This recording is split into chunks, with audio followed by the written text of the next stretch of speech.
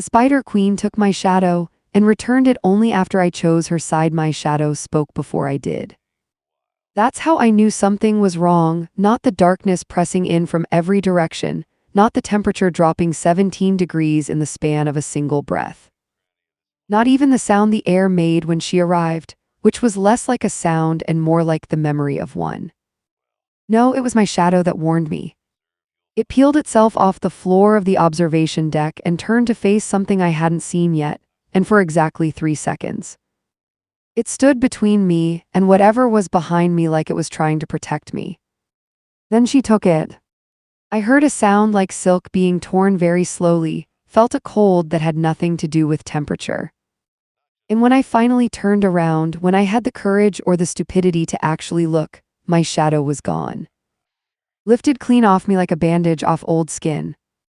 And standing 7 feet away, holding it in one hand the way you might hold a scarf you'd picked up off the street, was the Weave Queen of the Vethara Dominion. She was the reason 3 star systems had gone dark. She was the reason the Galactic Compact had not sent a diplomat to this station in 11 years. She was the reason I was here instead of anyone competent. She looked at my shadow for a moment, then she looked at me. "You are smaller than I expected," she said, "for something that casts such an unusual shape. My name is Dara Osai. Was a grief counselor stationed at the Compact's Outer Reach Outpost 7, which is a polite name for a listening station at the edge of mapped space, where they send people who are very good at staying calm in situations that would make anyone else fall apart. I had been posted there for 4 years. I had never expected to be relevant. The Vethara had been watching us for decades. That was known. What was not known, what the intelligence reports had failed to adequately convey, was that their queen had an interest in what they called shadow shape, the psychological architecture of a being, rendered visible by the way it interacted with light and intention. The Vethara read shadows the way some cultures read palms. They could see your history in the way darkness fell off your body, your grief, your resolve. The particular weight of everything you'd survived. The intelligence reports had also failed to mention that she could take one. My shadow hung from her fingers like something liquid, shifting, restless in a way shadows aren't supposed to be. The observation deck was lit from below, the planet Verak 5 rotating slowly in the viewport behind her. Its surface a dark amber scarred with old impact craters, and it threw strange light up across her face. The Vethara do not look like what you'd imagine. They are not frightening in the way horror movies prepare you for frightening. She was approximately human in silhouette, bilateral symmetry, 4 limbs, a head at the top, but the proportions were slightly wrong in a way that took a moment to locate. Her fingers were too long, her stillness was too complete. She didn't breathe the way living things breathe, with that unconscious rise and fall. She breathed deliberately, like each inhalation was a decision. Her eyes were a color I don't have a word for, not black, not silver, something that existed between those two concepts and refused to settle. She was wearing something woven from what I initially thought was fabric, and then realized was compressed light. It moved when she moved, but a half-second late, like a translation with a slight delay. "You should run," she said. She said it pleasantly, the way you'd say you should try the soup. "The other species I have collected from this station did." "I know," I said. "I read the reports." She tilted her head, that slight, unsettling delay in the light fabric. "And you chose to remain." "The station is mostly automated now," I said. "There wasn't anyone else to remain." This was technically true. It was also not the reason I'd stayed. But she didn't need to know that yet. 3 weeks earlier, the Compact's Emergency Response Council had contacted Outpost 7 with what they called a diplomatic opportunity, and what I recognized. From 11 years of working with people in crisis, as a sentence that meant, "We don't have any good options, so we're trying a bad one and hoping it sounds better if we use nicer words." The Weave Queen had been moving through the outer systems in a pattern that looked, from enough distance, almost like grief. She was not destroying planets. She was not harvesting populations. She was collecting, taking something from every station, every outpost, every crude installation along the outer edge of compact space. The Vathara had no word for what she was taking, or if they did, the translation matrices couldn't carry it. The closest the linguists had gotten was the part of a mind that knows how to want something it has lost. She was taking the specific weight of longing from every sentient species she encountered. The compact's previous 3 diplomatic envoys had fled within minutes of contact. The fourth had, according to the incident report, simply sat down on the floor of the airlock and refused to move for 6 hours. He hadn't been harmed, he just stopped. Like something essential had been unplugged. When they'd finally gotten him back to a medical bay and run cognition scans, the results had baffled every neurologist they'd consulted. Nothing was missing, nothing was damaged. He was physiologically exactly who he'd been before. But when they'd asked him what the experience was like, he had looked at them for a long moment and said, "She looked at me and I understood that everything I've ever wanted was visible on the outside of my body, and she could read all of it, and I couldn't bear to be that known by something that powerful." The fifth envoy had refused the assignment. I had volunteered. "You are not afraid," the queen said. She had moved closer while I was thinking, not walking exactly, more like the space between us had quietly shortened, and was now studying me from a distance of perhaps 4 feet. My shadow rippled in her grip. I noticed it was trying to point at her. "I didn't say that," I said. "Your shadow did." I looked at it, my shadow, hanging from her fingers like a caught thing, straining toward her with something that looked uncomfortably like recognition. "What does it say? That you have been afraid of things much larger than me." She paused. "And that you survived them." The observation deck smelled like ozone and something older, something I couldn't name. Like the inside of a room that had been closed for a century and then opened suddenly. The viewport behind her showed Verac 5 completing its slow rotation, the amber light of its star sliding across ancient impact craters. I focused on that. I focused on staying very, very still, and on keeping my voice at the same register I used with clients who were explaining the worst things that had ever happened to them. "What do you want with the shadows?" I asked. She looked at me for a long time. "The Vathara measure pauses differently than we do. What reads as hesitation to a human might be something else entirely, some different category of consideration. But this pause had the specific quality of a pause in which someone is deciding how much to say. "I want," she said finally, "to understand something I cannot understand by looking at my own kind." "What's that?" "How a creature that is certain it will die, that knows it is temporary, that feels the fact of its ending every day, continues to want things." She looked at my shadow again, at its restless motion. "You have lost someone recently, and you are still here, still wanting." "I cannot." She stopped. Something shifted in those between-colored eyes. "I cannot model this in my experience. It should not be possible." The room was very quiet, the planet turned below us. I had spent 11 years listening to people explain the worst things that had ever happened to them, then asking me in 100 different ways the same question: how do I keep going? I had never had a good answer. I had learned over time that there wasn't one, not a clean one, not one that fit every loss, not one that made any logical sense if you stared at it too long. But I had stayed in that room with them every time. That was the only answer I'd ever actually found.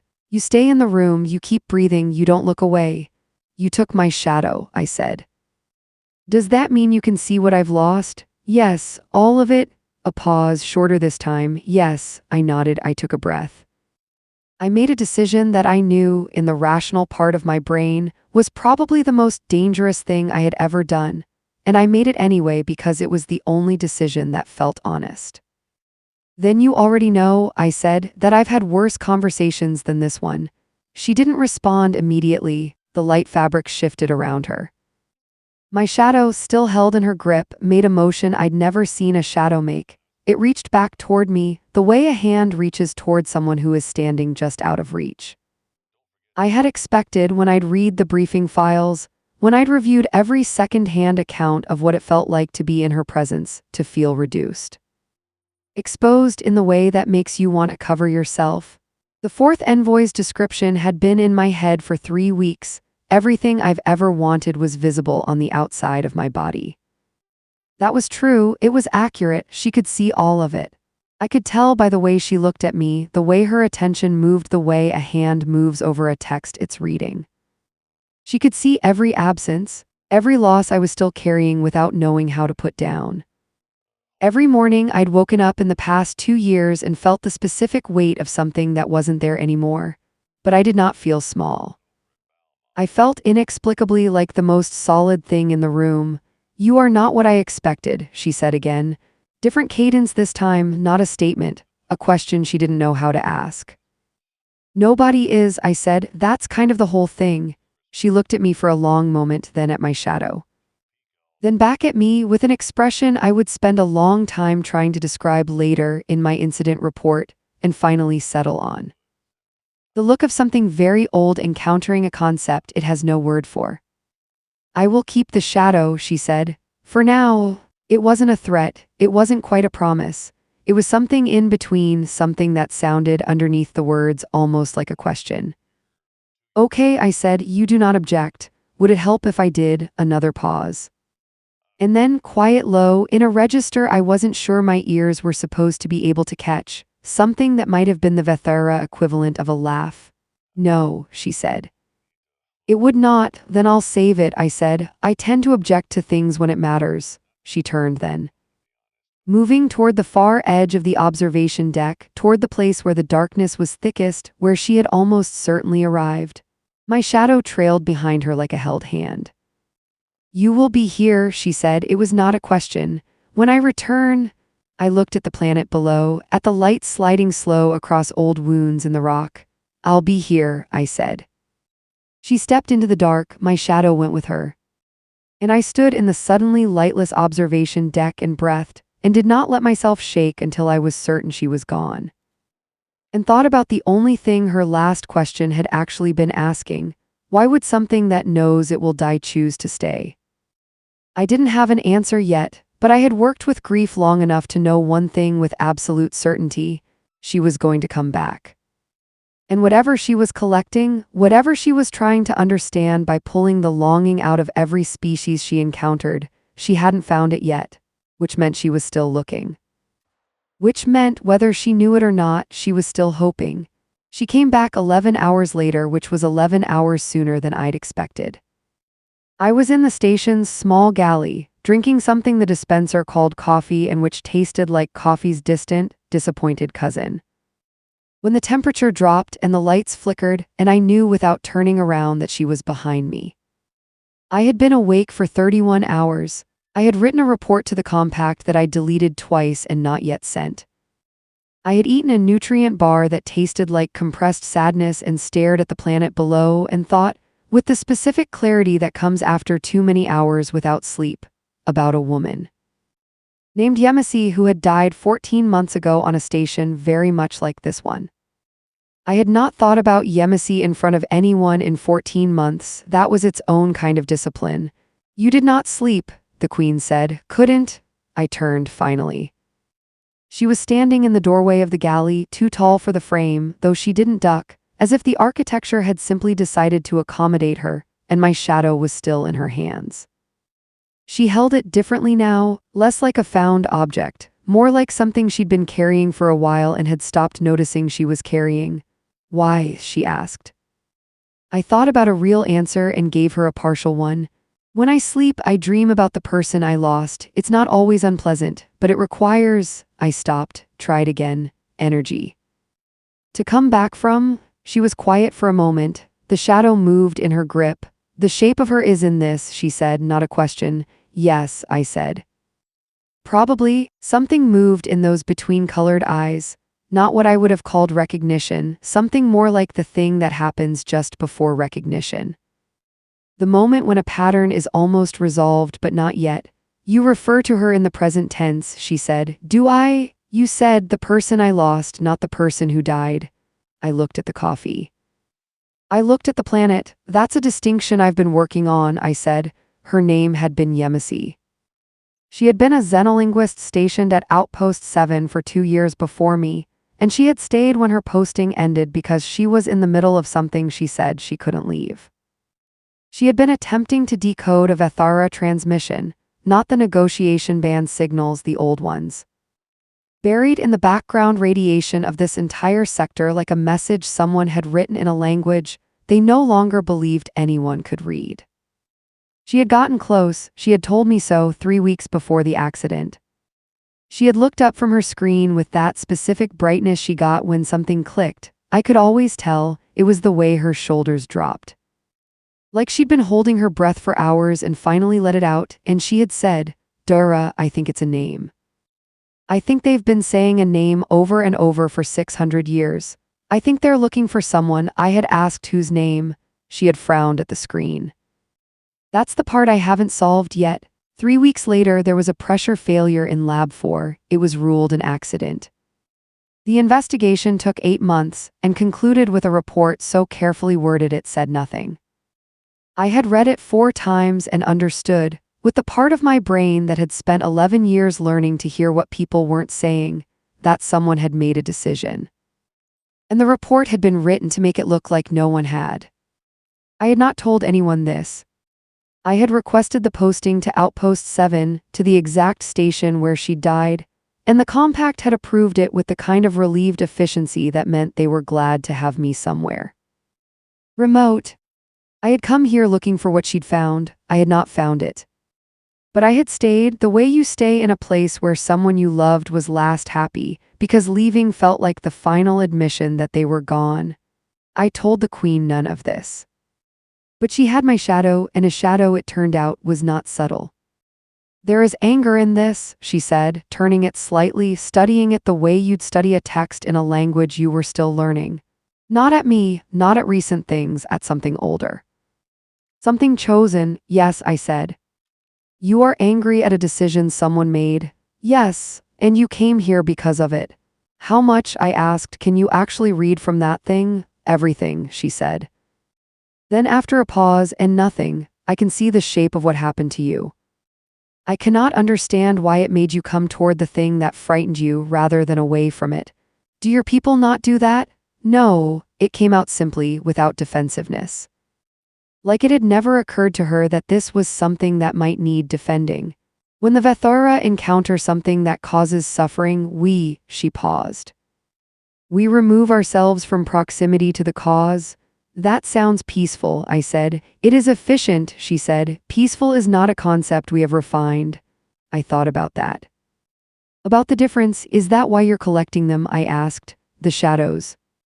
Because your species doesn't do the thing I just described and you want to understand it?" The silence that followed was not empty. It was the opposite, full of something she hadn't decided yet whether to give me. "I want," she said finally, slowly, as if the words were being built as she spoke them, "to understand what it costs.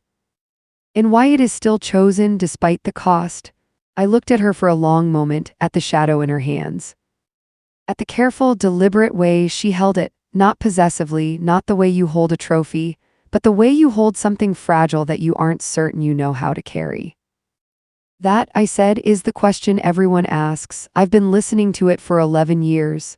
And I don't have a clean answer, I have a direction." "What direction?" The galley was warm. The coffee had gone cold. Below us, Verac 5 turned its slow, scarred face toward its star. "Toward," I said. The message from the compact came 4 hours later.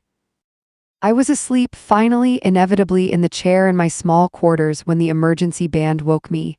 Not an alert chime, a voice.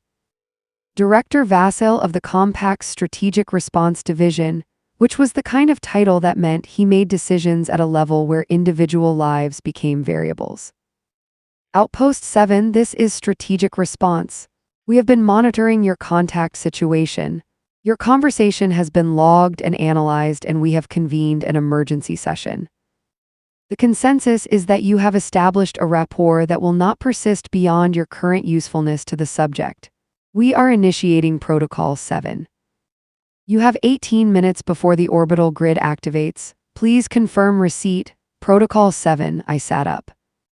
I did not immediately move, because I had worked with enough people in enough crises to know that the first 10 seconds after devastating news were not for action, they were for understanding.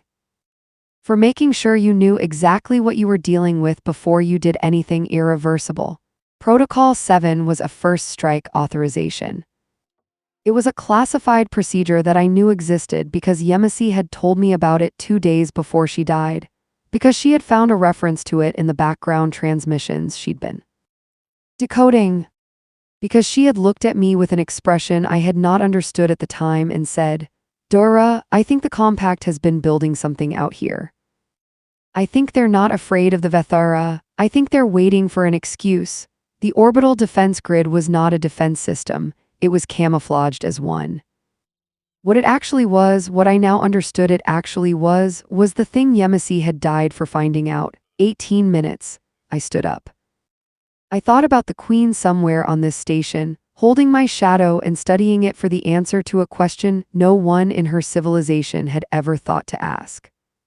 I thought about what a first strike on a Weave Queen would do to Vethara compact relations. I thought about 3 star systems that had gone dark, and then I thought about what dark meant when a civilization of that power decided it was done being patient. I moved. The station had 7 levels. The Queen was on level 3. I knew this because the atmospheric sensors showed a temperature variance of 11 degrees in a ring around the old Xenolinguistics lab, which was where Yemisi had worked, which was not a coincidence I had the time to think about carefully. I pushed open the door to Lab 4. She was there, standing in the center of the room in front of Yemisi's old workstation, which still had her notes pinned to the wall above it. The compact had not cleared the lab, they had simply closed it, and I had not been able to bring myself to take anything down. The Queen was reading the notes. Reading them the way you read something in a language you don't speak, but can feel the shape of. My shadow was on the floor beside her, and it was doing something I had never seen it do. It was stretched out flat, pointing at the notes on the wall, insistently, like a compass. "You need to leave," I said, quietly, the same way I said everything that mattered. "Right now, there are weapons aimed at this station and they will fire in." I checked my wrist display. 14 minutes, she turned. She looked at me with those eyes that existed between colors. "Aimed at me," she said, not a question. "Yes, you came to warn me." "Yes. Why?" The lab smelled faintly of Yemisi's tea, some long ago brewing that had soaked into the walls that I'd never been able to smell without the specific low ache of it. I focused on the ache. I used it the way I always used it, as an anchor, as a reason to stay present. "Because," I said, "I've seen what happens when something powerful decides it's been wronged. And I've seen what happens to everyone who wasn't involved, and I'm not going to be the person who let that start because I didn't say something." She looked at me for a long moment. Then at the notes on the wall, then back at me. "These are her notes," she said. "The one in your shadow." "Yes." She was studying our transmissions. "Yes," she found. The Queen paused. Something moved across her face, not emotion exactly, but the outline of where emotion would be if she knew what to do with it. She found the name. The strip lighting hummed.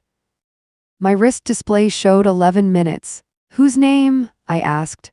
The Queen looked at me with an expression I had no previous category for. Ancient, not old and tired, but old and still awake. "Old and still looking?" "Mine," she said. "We have been transmitting it for 600 years. It is not a name in the way your species uses names, it is the shape of what I am, what I was." Before I understood that the thing I was searching for was not in my own civilization. 9 minutes. "What are you searching for?" I asked. She looked at my shadow. At the way it was pointing at the wall. At the notes that Yemisi had written in her careful, cramped hand, phonetic transcriptions, frequency analyses, pattern maps. The last work of someone who had understood something important and had died before she could tell anyone what it was. "The same thing you are," the Queen said, "I believe. Though I do not yet have the word for it in your language." 7 minutes. "You need to leave," I said again. "Now, please." She looked at me. At the word "please" in my mouth, I could see her noting it, storing it, examining it. Then she looked at the notes one more time. "Come with me," she said. It was not a command. It was an invitation. Uncertain at the edges, the way invitations are when the person making them is not sure it will be accepted. The way people ask for things when they are not accustomed to needing. If I leave with you, I said carefully, the compact will consider it a defection. Yes, they'll send someone else. Someone who won't warn you next time? Yes, and you're still asking. She looked at me with something in those between-colored eyes that was not quite a plea. The Vethara did not plead. I would learn later they considered it a category error, but was the structural shape of one. The outline, your shadow has been trying to reach Yemisi's notes since I brought it into this room, she said. I believe she encoded something in the transmissions. Something she meant for you to find? She paused. I believe I am part of that message, and I believe you are the only being in this sector with the capacity to understand it. 4 minutes. I looked at the notes. At Yemisi's handwriting, her habit of underlining things twice when she was excited, once when she was certain, not at all when she was afraid. Everything on that wall was underlined twice. I looked at my shadow straining toward the wall. Trying to tell me something across the 11 hours and the cosmic horror and the 14 months of grief between us. I looked at the Queen. Pick up my shadow, I said. And take me with it, the ship breathed. That was the first thing I noticed when the fold completed and the station was gone, and I was standing in something that wasn't quite a room because rooms have walls and this had membranes, curved. Semi-translucent surfaces that contracted and expanded in a slow, patient rhythm that I felt before I heard.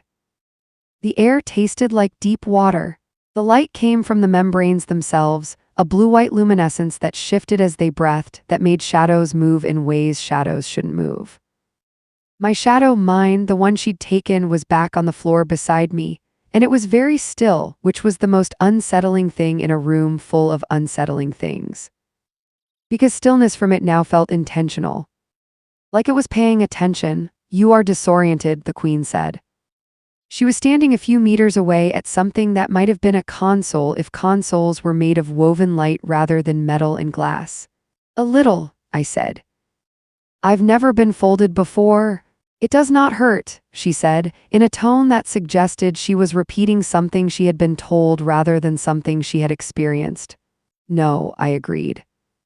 It doesn't hurt, it just feels like the universe forgot you existed for a moment and then remembered. She turned to look at me.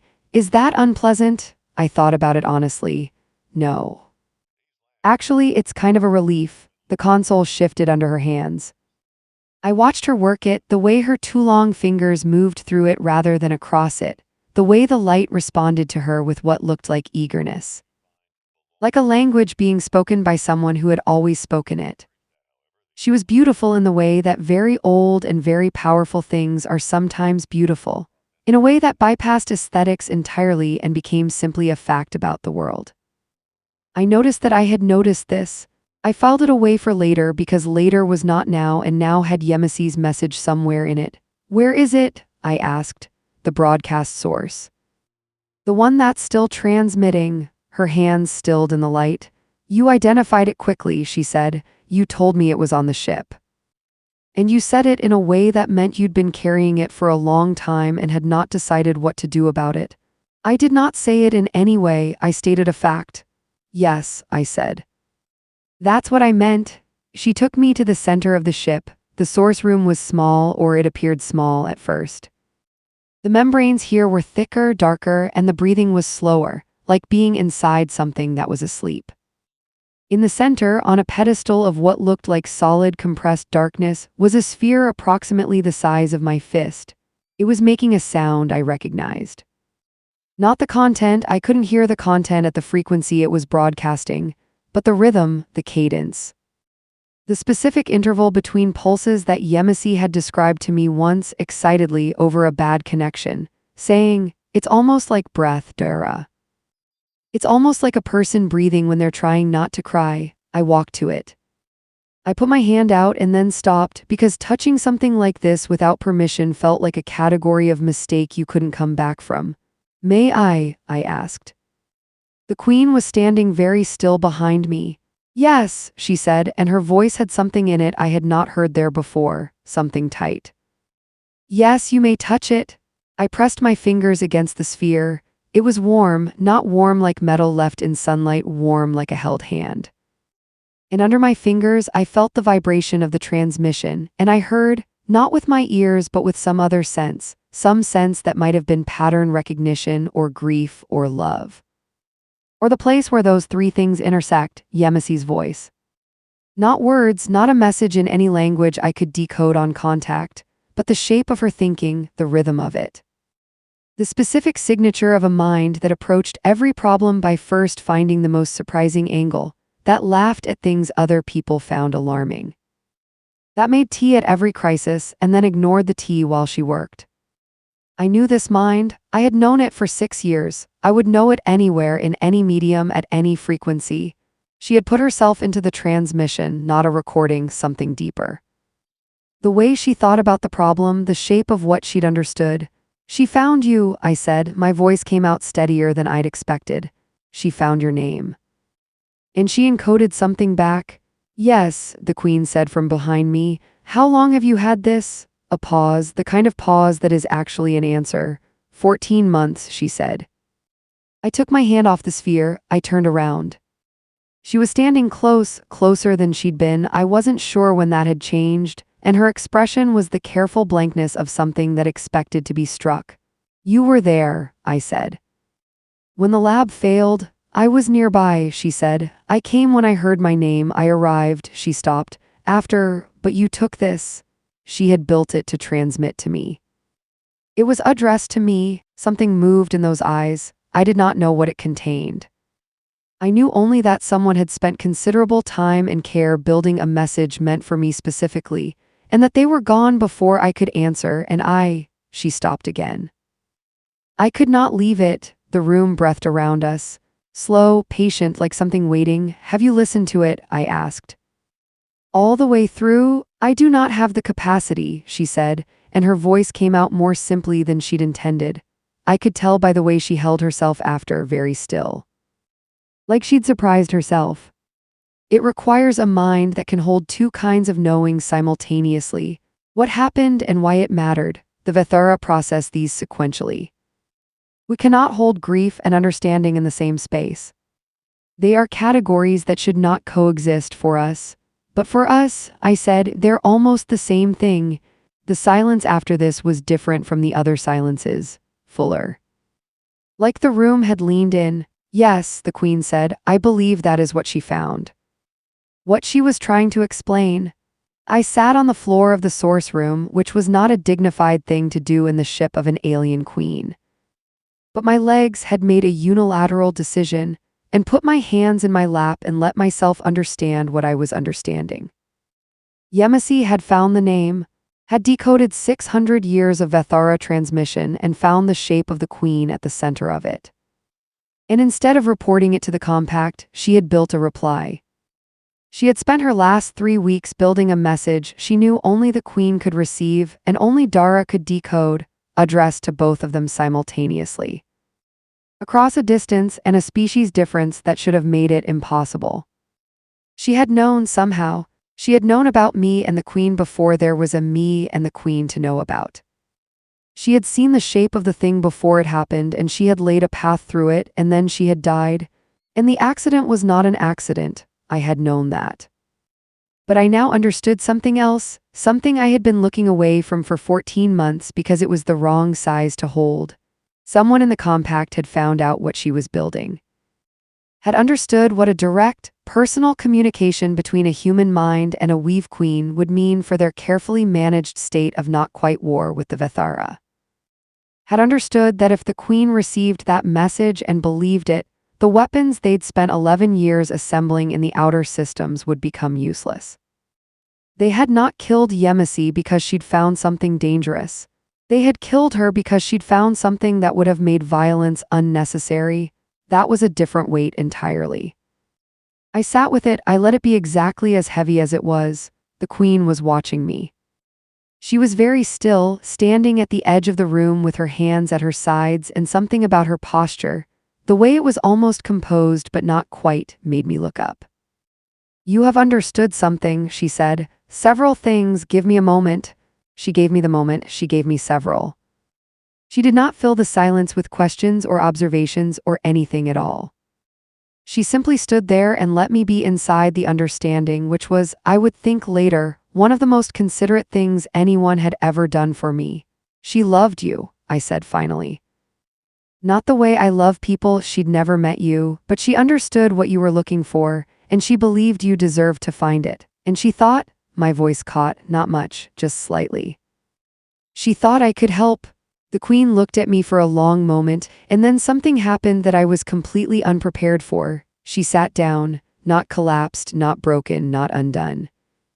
She simply folded herself to the floor with the careful deliberateness of everything she did, and sat across from me in the breathing dark. And looked at her own hands where she'd been holding my shadow for hours and said, I have existed for 900 years. I have encountered 400 sentient species. I have never, she stopped, started over. The Vethara do not have grief, we have absence, we have the space where a thing was. But it does not hurt because we do not continue to want the thing after it is gone. We simply update, we note the absence and proceed. That sounds like it should be easier, I said. It is not easier, she said quietly, and this was the moment I would not be able to forget later, this exact sentence, because of how it came out. Not a statement, not an analysis, but something raw and recent and entirely unguarded. It is not easier because I cannot mourn them. The ones who are gone, I can only note, I can only mark the coordinates where they were and keep moving. And for 900 years this has felt correct and efficient, and she looked up at me. And then I encountered your species, she said, and I watched you carry your dead with you, everywhere. Continuously, and you were still, she struggled for the word, still oriented, still purposeful, as if the weight made you more certain of direction, not less. It does, I said, eventually. It takes a long time and it's not clean and it doesn't always work, but yes, that is what I have been trying to understand for 11 years. Before I began collecting, she looked at my shadow still on the floor between us. I thought if I could gather enough instances of it, enough shapes of the thing, I could understand it from the outside. She looked back at me. I could not. You can't understand grief from the outside, I said. I'm sorry, you just can't. You have to have something to lose first. The membrane walls breathed. The sphere pulsed its slow pulse. I know, she said. I know that now. And she looked at me with the expression of someone who has just, in the act of saying a sentence out loud, understood what the sentence means. And something changed in the room, not the light, not the sound, not the temperature, something in the quality of the space between us became different. I did not name it, neither did she. We were both, for different reasons, experienced in not naming things before they were ready to be named. We spent 3 hours with the sphere. The queen taught me to attune to the frequency, a process that involved pressing both hands to the surface and breathing in a pattern she demonstrated, 3 counts in and 7 out. Until the transmission shifted from rhythm to something like meaning. Over those 3 hours I learned what Yemisi had built. It was not a translation, it was not a message in any conventional sense. It was a map of the space between longing and loss, drawn in the only medium that crossed species, pure mathematics wrapped in emotional architecture. Yemisi had taken everything she understood about the Vethara transmission and answered it. She had said, here is what you are looking for, here is what it looks like from the inside, here is why it doesn't end you even though it should. She had said it in a language she'd invented from scratch in 3 weeks, knowing she might not survive to know if it was received. I held my hands on the sphere and cried, not dramatically, not in the way that needed comfort, just quietly. The way you cry when you finally understand that someone you lost was braver than you knew. The queen sat across from me and watched, and she did not look away, and she did not offer comfort she didn't have the architecture for. She just stayed, in the room, present. When I was done, she said, you do that. Cry, stay, when the feeling is large, you stay inside it. Yes, it does not end you, not yet, I said, hasn't yet. She nodded slowly. Yemisi's map, I can almost read it now with your help, but there is a portion, she hesitated. There is a portion she encoded in something I do not have. Something I cannot generate internally. What is it? The queen looked at my shadow, at the way it had been still, attentive since we'd entered the source room. At the way it was positioned between us, not behind me the way shadows should be, but beside me, facing her, as if we were two people having a conversation and it was a third. Hope, she said.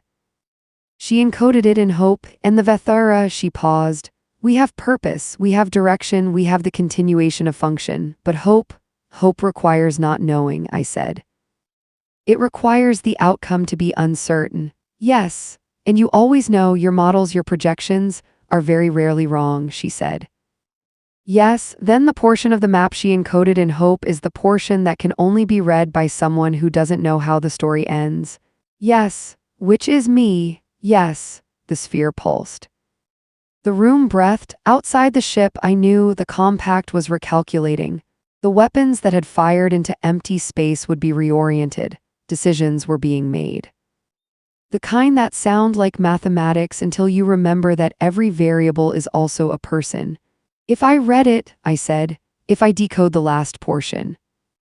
What happens, I will understand what Yemisi meant to give me, the queen said, and I will, she paused. I will have to decide what to do with that understanding, which could go several ways, I said. Yes, and you're not going to tell me which way you're leaning. I do not know, she said simply. That is honest. I do not know what I will be when I understand. I have never understood it. I cannot model myself after a change I have not yet undergone. She looked at me steadily. This is, I believe, the closest thing to hope I am currently capable of. I looked at her for a long time. At the ship breathing around her, at my shadow between us pointing at nothing, pointing at everything, already oriented toward whatever came next. I put my hands back on the sphere. Then let's find out together, I said, and underneath my hands the transmission shifted. The final portion of Yemisi's map began to open. And as it opened, I understood, not all at once, but in the way understanding comes when you've been moving toward it for a long time without knowing what she had actually built. Not a message. Not a map, a key, and the door it unlocked was not in the Vethara ship, it was in the queen herself. The sound she made was not loud. That was the wrong detail that made it so frightening. 900 years of power, and the sound she made when the key turned was almost inaudible, a low, pressurized exhalation. Like the first crack in something that had been holding weight for a very long time. She put her hands over her face. This was a gesture so human, so instinctive, so entirely incongruent with what she was, that for a moment I couldn't process it. The most feared entity in the outer systems was covering her eyes the way a person covers their eyes when they don't want to see what's coming. Then every ship in the sector changed course. The console lit up, not the woven-like console, something underneath it, something structural like the ship's own nervous system alerting her, and the sound of it was wrong. Too low and too urgent, and the queen took her hands from her face and looked at the display, and something passed across her features that I had not seen there before. Fear, not the learned, controlled fear of a being who has cataloged risks and chosen to proceed. The animal kind, the kind that predates decision. The court, she said, one word. The flattest 2 syllables I'd ever heard carry that much weight. Your court, I said. Your people, the court of the Vethara Dominion, she said, already moving, hands in the light console, the ship around us shifting, the membranes tightening. The governing body, the 13. They have been monitoring my movements since I began collecting. How long? The entire time, she said. I knew this, I permitted it. I believed I was doing nothing they could object to. And now, she looked at me, now they have detected what just happened in the source room. The shift in my architecture, the opening, the change in, she stopped. There are laws among the Vethara, laws about what the queen is permitted to be. I felt the ship fold, then fold again. At high frequency it felt like being constantly erased and reconstituted, which was exactly as unpleasant as it sounds. What are the laws about? I asked, steadily. Both hands on the nearest membrane for balance. A queen who has been changed by external influence loses the right to govern. She is considered compromised. She is required to present herself to the court for assessment. She paused. Assessment in this context is a word that means something I do not want to explain to you right now, but you'll explain it eventually. If there is an eventually, she said, and her voice came out with an honesty in it that landed like cold water. Yes. 3 Vethara vessels caught us 40 minutes later. They were larger than the Queen's ship, which was itself larger than anything in the Compact's fleet, and they moved with the specific intentionality of things that had been given a task and had no uncertainty about completing it. The full disruption field they deployed hit like a pressure change in a failing vessel, a sudden, total inability to go anywhere else. We were stopped in a way that had nothing to do with speed and everything to do with the shape of space itself being rearranged around us. The Queen stood at the center of the main membrane room and did not struggle. She stood with her hands at her sides, in the careful stillness I was learning to read. And I watched her be very deliberately calm in the way that people are calm when the alternative is something they don't want to be. They will come aboard, she said. Will they hurt you? I asked. She looked at me. That is not the concern. It is for me. The look she gave me then, I would spend a long time trying to describe it. It had the shape of gratitude, but it was not gratitude exactly. It was the expression of a being who has just had a concept applied to themselves that they had previously only understood in the abstract. Like hearing a word you know in theory and realizing you've been using it incorrectly for years. They will not hurt me, she said. They will convene an assessment. They will determine that I have been altered by contact with a human intelligence, and that this alteration constitutes contamination under the 7th doctrine of Vethara sovereignty. They will remove me from power, she paused, and they will take you. To do what with? To remove the contamination, she said, and left those words alone in the air between us. I thought about what that meant. I did not ask her to clarify because some information needs a moment to settle before it becomes actionable, and this was one of those pieces. What if we gave them something else? I asked. What do you mean? What if we gave the court the full message, Yemisi's map? What if the 13 heard what she actually built, not just the fact of your change, but why, the meaning of it? The court is not interested in meaning, she said. They are interested in precedent, in law. In the preservation of what we are. What if what you are is something worth preserving for different reasons than they think? She looked at me for a long time. You have a plan, a human plan. I can tell because it has no guarantee of success. Most plans don't, I said. That's not a flaw. That's just a plan. The 13 arrived the way powerful things arrive when they are used to having arrived being sufficient, all at once without announcement. Filling the membrane room with a presence that pressed against every surface and made the ship's breathing stutter. They were not like the Queen. The Queen had been wrong in ways you could locate. The 13 were wrong in ways you couldn't. They existed in the room the way a pressure exists, a distributed wrongness that your body registered before your eyes did. There were shapes, and the shapes had attention, and the attention was the kind that made you feel like a variable being assessed rather than a being addressed. One of them spoke, or something spoke through the space one of them occupied. We've Queen, it said, you are required to account for the deviation. The Queen was very still. I am aware, she said, the human is to be processed. No, the Queen said, the membrane room went a different quality of quiet. The kind of quiet that forms around a word that has not been said before. The 7th doctrine, the voice began. I know the doctrine, the Queen said. I helped write it. 400 years ago, I helped establish the law that you are using to assess me, because I believed it was correct. I believed that contact with external emotional architectures was a form of corruption, a degradation. She paused. I was wrong. The pressure in the room increased. I stood beside the Queen. I had positioned myself there deliberately before they arrived, and I focused on breathing and on the specific memory of Yemisi's handwriting. The way she underlined things twice when she was excited, every note on that wall was underlined twice. The human will be processed, the voice said again. This is not a matter for debate. I am not debating, the Queen said. I am informing you that it will not occur. You do not have the authority, then remove my authority, she said. Begin the assessment, do everything the doctrine requires, and while you are doing it, listen to what this human has to say, because what she carries, The queen stopped, looked at me. At my shadow on the floor between us. What she carries is the answer to the question we have been asking for 600 years. And if you process her before you understand what she knows, you will have removed the only being in the universe capable of explaining it to you, and you will go back to the dark. And you will keep transmitting my name into empty space, and you will never know why you were doing it. Silence. The long, considered silence of 13 ancient intelligences recalculating simultaneously. What question, the voice said finally, do we not know we have been asking? I felt the queen look at me, directional, deliberate, a weight that was meant to be felt. Tell them, she said.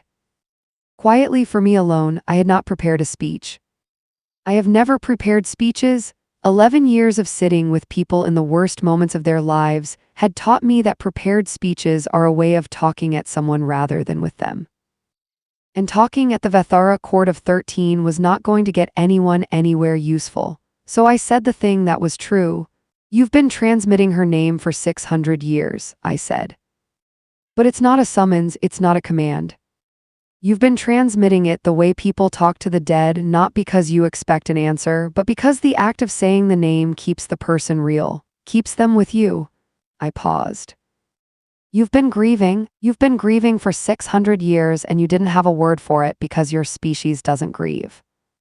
And the reason you sent your queen out here to collect the shadows of other people's losses is because somewhere, in whatever you use instead of instinct, you understood that the thing you were missing had a name. And that name was in what we feel when we lose someone, and you needed to see it close up before you could recognize it. The pressure in the room changed quality. Who, the voice said, do we grieve? I don't know, I said, but I think your queen does, and I think she couldn't tell you until she understood it herself. And I think she couldn't understand it until someone helped her read a message that a xenolinguist named Yemisi encoded in the background radiation of your own transmission. 600 years of your own grief, reflected back to you in a language you could finally hold. The silence after this was enormous. They did not process me, they did not immediately do anything. The pressure shifted and changed, and the shapes conferred in some medium I couldn't access, and the queen stood very still beside me, and I stood very still beside her. And my shadow lay on the floor between us and did something it had not done since she'd taken it. It moved toward me.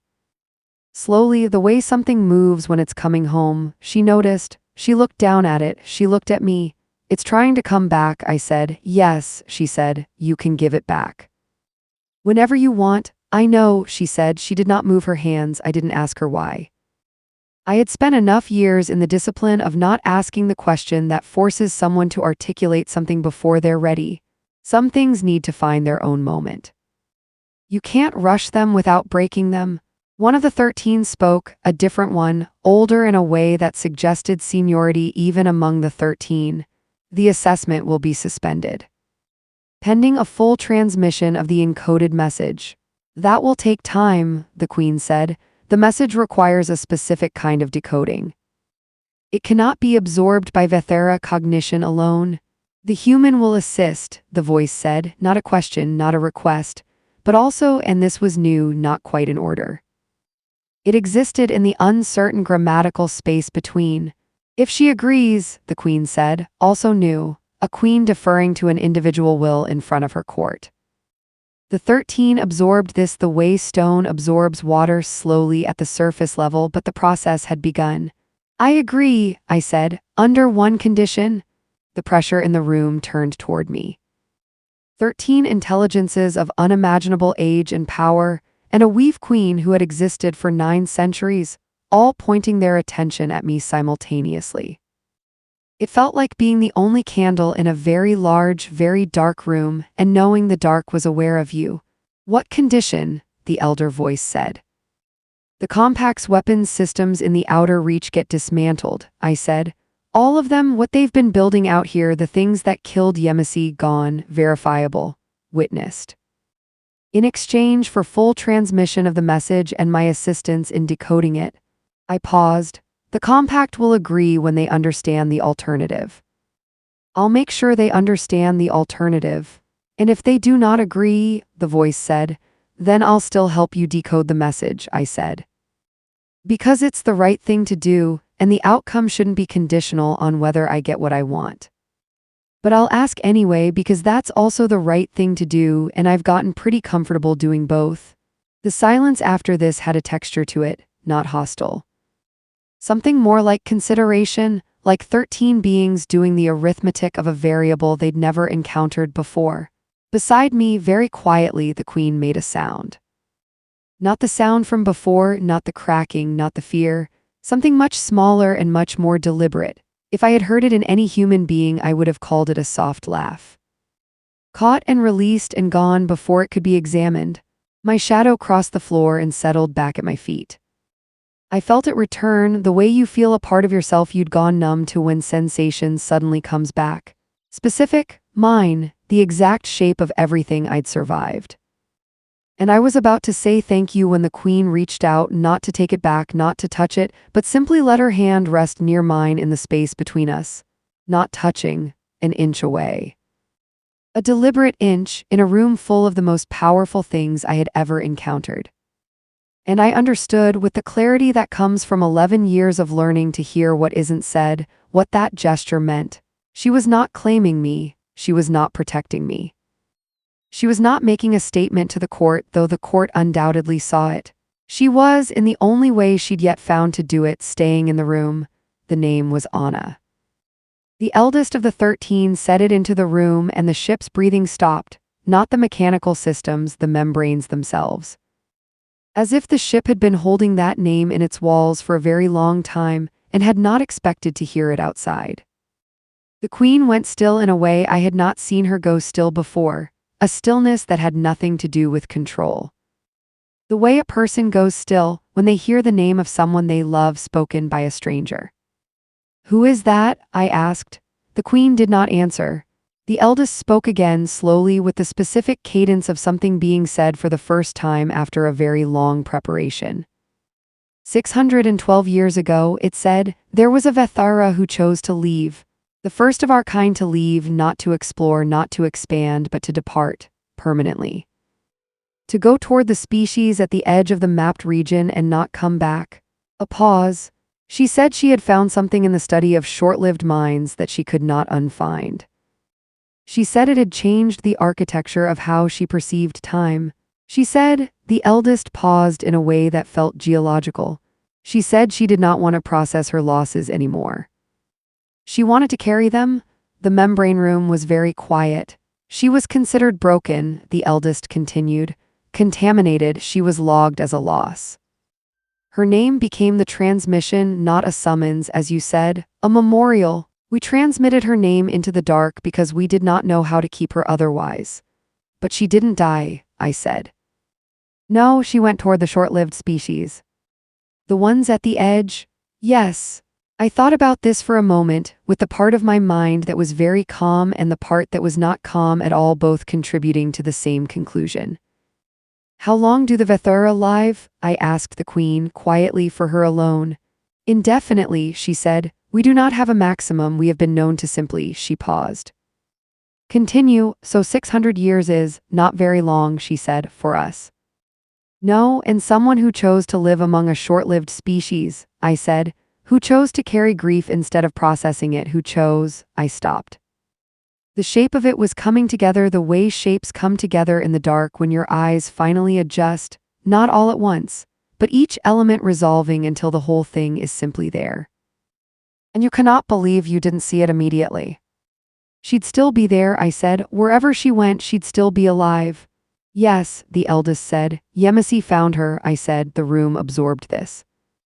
All of it, the 13, the queen, the breathing ship, the sphere and the source room still pulsing its slow pulse. We believe so, the eldest said. We believe that is what she encoded.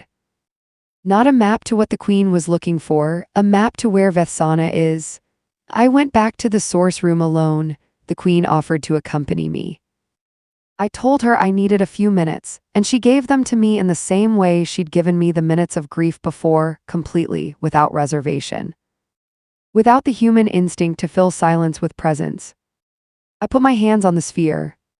The transmission opened the way it had before, rhythm first, then shape, then meaning, but now that I understood what I was looking for, the final encoded layer was immediate.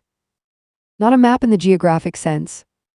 A set of coordinates, yes, but wrapped around them like tissue paper, a message in Yemisi's specific rhythm, the signature of her thinking so clear and familiar it was almost unbearable. She was saying, I found her. I found her 3 years ago and I've been talking to her for 18 months, and she told me everything and I understood why you sent your queen and why your queen couldn't find what she was looking for, and I built this because someone has to tell them that the one they've been mourning is still here, and she's been mourning them right back the whole time.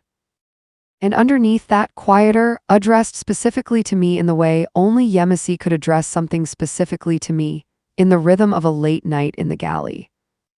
In the cadence of a conversation we'd had 4 years ago about staying in rooms that were too hard to stay in. I knew you'd be the one to find this. I knew they'd send someone to the station eventually. I made sure it was the kind of thing only you could decode. I'm sorry I didn't tell you about Vethsana before. I was afraid they'd find out and stop me. I think they did find out, I think that's what happened, but I finished it first. I finished it and it's here and you found it and I need you to tell them, tell the queen especially, that this is what it feels like. Carrying something, not losing it, carrying it forward. That's what Vethsana chose. That's what she tried to explain and couldn't 600 years ago because she'd only just learned it herself. You've known it your whole career. Go find her. I stood in the source room with my hands on the sphere, and I let myself understand that Yemisi had known she was going to die. She had built this message in the last weeks of her life knowing it was likely to be her last work. She had addressed it across the gap and she had trusted me to find it, which was not a small kind of trust, which was in fact the largest kind of trust I knew of. The kind that survives the person giving it. I stayed in that for exactly as long as it needed, and then I picked up the coordinates and went back to the queen. I know where she is, I said. The queen was standing in the membrane room. The 13 had drawn back slightly, not left, but redistributed, less present, as if giving us space. The queen looked at me with those between-colored eyes and said nothing. She's in the inner reach, human space, deep in. She's been living among, Yemisi called them the Amaran. A small species non-spacefaring, a planet called Vekra's world. Yemisi found their records in the Compact's xenological archives and cross-referenced with Vethura signal propagation patterns, and I stopped, took a breath. She's been there for 600 years. And she's been transmitting to, not your name, she doesn't know you're looking. She's been transmitting, I paused because this was the part that needed care. What has she been transmitting? The queen asked. The word your species uses for the space where a thing was, the absence concept. She's been sending it over and over on the same frequency your court uses for memorials because she knew, she understood that they would mark her as a loss. And she was trying to reach back. To say, I'm still here, I'm still carrying the shape of you, I haven't updated, I haven't moved on. I looked at her. She's been grieving you all this time. That's what she learned from the short-lived species, how to miss someone continuously, how to stay inside it. The queen did not move. Did not breathe. I'd learned by now that her breathing was a choice, not a function, and when she stopped choosing it, she stopped. She stood in perfect stillness for a very long time, and I stayed in the room and let her, and eventually she said, she chose to miss us. She chose to feel the absence rather than update, I said. Yes, for 600 years. Yes, silence, the membranes breathed. The eldest of the 13 made a sound I had no word for. That is what I have been trying to understand, the queen said, and her voice was strange now, not flat, not careful, something underneath the surface of it that was reaching. What makes a being choose to remain in the experience of loss rather than resolve it? What makes it worthwhile? Yes, I said, and the answer is that you're still real to her, I said. That's it, that's the whole thing. She keeps you real by feeling the shape of where you were. You don't update because you can't bear for them to become only coordinates. You carry them because carrying is the only way to keep them close. I looked at her. That's what Yemisi was trying to tell you. That's what she died knowing. The between-colored eyes looked at me for a long time. I would like, the queen said slowly, to meet Vethsana. I know, I said. Will you take me to her? I thought about the compact, about Director Vassail and his orbital grid and his language of acceptable losses. About my posting, my career, my position as an official representative of any institution willing to claim me. I thought about all the practical reasons to hesitate, and then I thought about Yemisi's handwriting and the double underlines and the word go at the end of her message. Yes, I said. But the compact needs to know, not to ask permission, just to know. The same way you tell someone where you're going so they know to look for you if you don't come back. Is that a human custom? It's a Dara custom, I said. From personal experience? Something moved in her face. Not the shape of a smile, the Vethara had not evolved smiling as a social signal, but the thing underneath smiling. The internal state that smiling is meant to communicate. She hadn't learned to perform it yet. She was showing me the thing itself instead of the display, which was, I thought, a more intimate act than she knew. I sent the message to the compact from the Queen's ship. Not to Director Vassail, to the public record, the open archive, the place where everyone could read it and no one could easily erase it.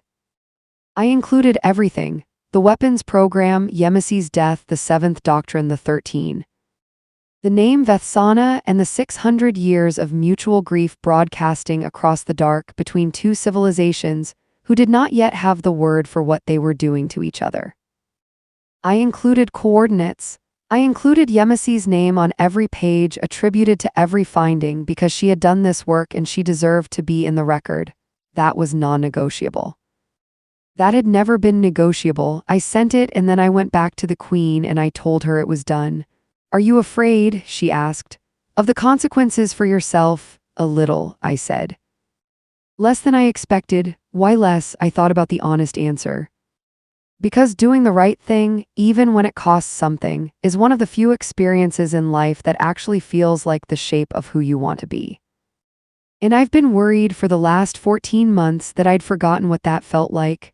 She absorbed this, filed it.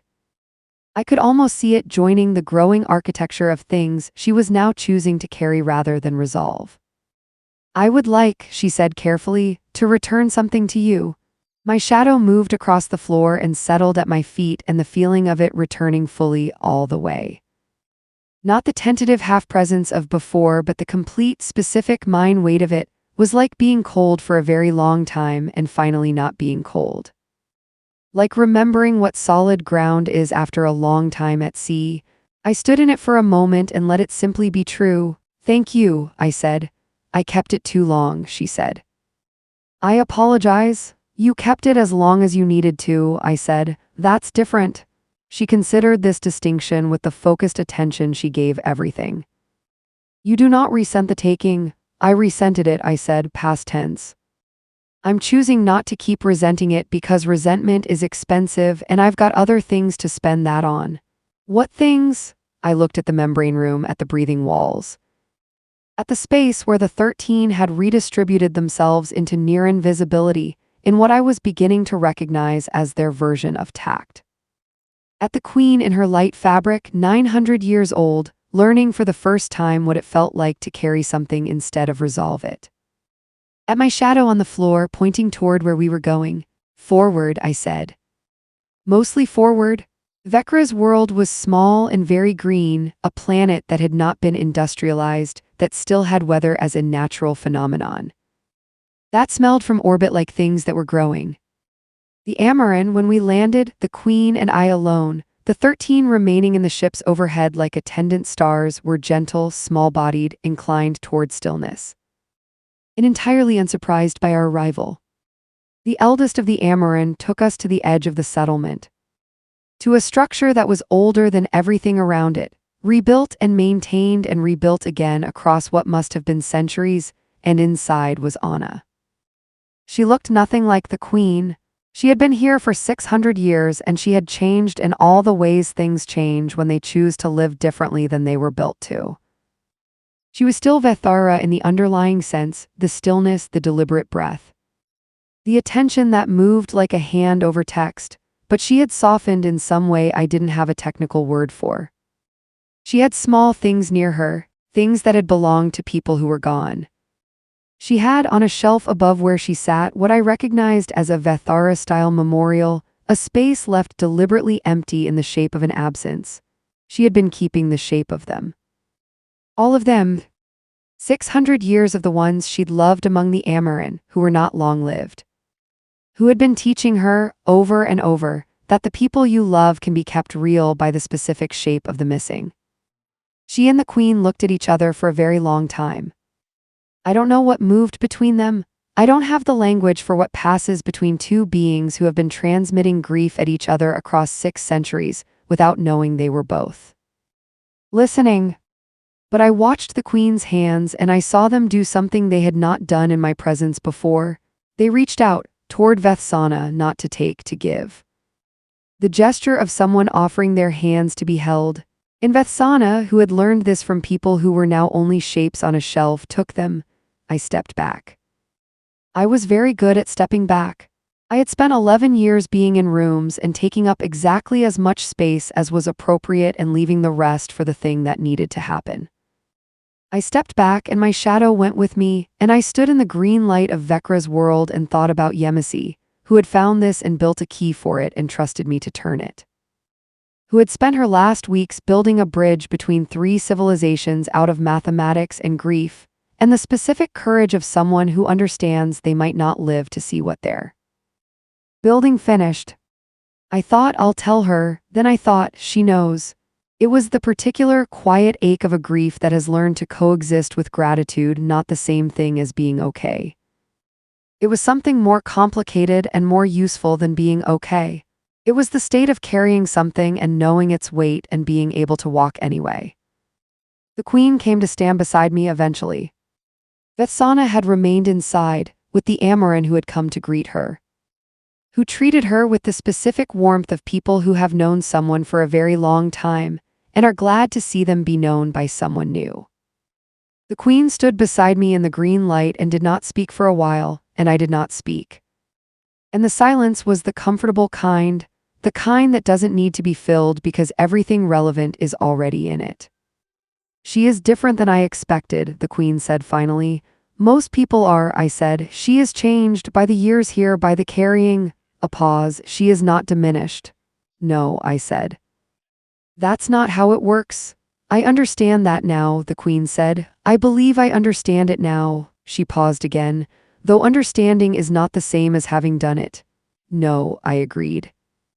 It never is. It's just the beginning of doing it. She looked at the planet's horizon, at the place where the green met the deep blue of an atmosphere thicker than what I was used to, where clouds moved slowly in patterns that looked almost like language if you watched them long enough. She breathed, deliberately the way she always breathed, but slower now, more like something chosen for reasons other than function. The court will want a resolution, she said.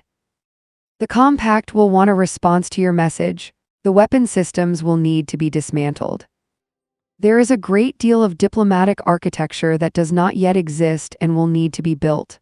Yes, I said, I will need someone who understands both sides. Who can hold 2 kinds of knowing simultaneously, who does not, she chose the next words carefully, who does not update when the work is hard. I looked at her sideways. At the light fabric still moving with its half-second delay. At the hands that had held my shadow for 11 hours and given it back without ceremony and reached out to take another being's hands within the hour. At the between-colored eyes, which were looking at the horizon but very deliberately not looking at me. In exactly the way a person doesn't look at something they've said something about and are now waiting to see if it will be received. That would be a very unusual posting, I said. Yes, she said. The compact would probably call it a defection. They already have, she said, this morning. Before you sent the message? Ah, I said, then I have less to lose than I thought. Or more to go toward, she said. I thought about Outpost 7. About the utilitarian corridors and the bad coffee and the chair I'd slept in for 14 months because it faced the door to Lab 4. About the planet Verac 5 turning its slow, scarred face toward the light over and over, indifferent to time. Yes, I said. More to go toward?